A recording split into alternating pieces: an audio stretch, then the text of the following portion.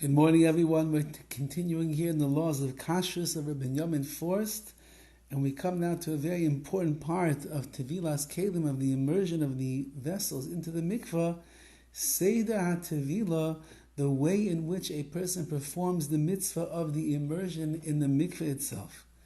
Keitzad Tevilah Mesakli, how does one Tevilah, how do they immerse the vessel? Tzrichim lahapil es hakli b'mayon.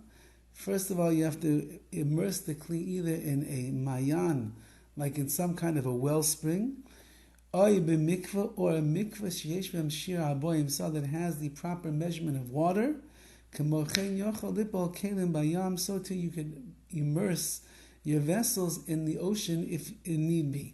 So you have to pretty much assume that any what's called kelim mikveh, a mikveh that is used primarily for dipping vessels and immersing the vessels in, if it's at a reputable place, at a shul, at a public mikveh that's under the auspices of some rabbinical court and hashgacha service, we can assume that the mikveh was built properly, and therefore it has the proper measurement of 40 saw of water, and therefore it's a kosher mikveh.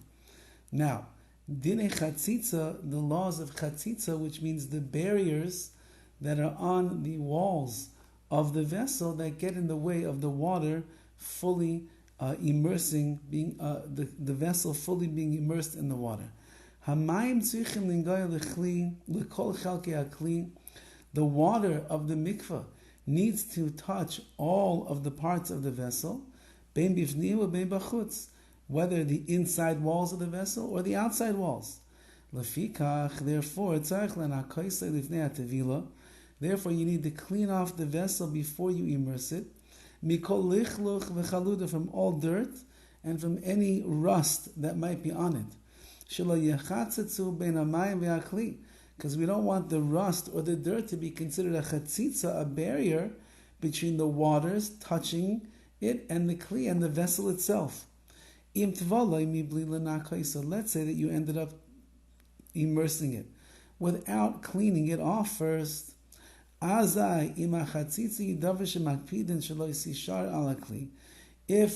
chatzitza, if the barrier that's left on this vessel is something that people are makpid on, which means they would not normally leave that kind of dirt or that kind of rust onto a kli, onto the vessel, they wouldn't use it in such a way. So then this is a chatzitza, this is a barrier that invalidates the tevilah, the immersion that you did. But if it's something that a person is not so particular about, then it will not invalidate the tevilah. It will not make it that the immersion was no good. The immersion is still going to be good. Which means that if there would be, let's say, a little bit of dirt that a person doesn't really care about, if that's left on their vessel, they'll still use their pots or pans with that little bit of dirt. Then, it says Forst, that would not be an issue in the tevilah.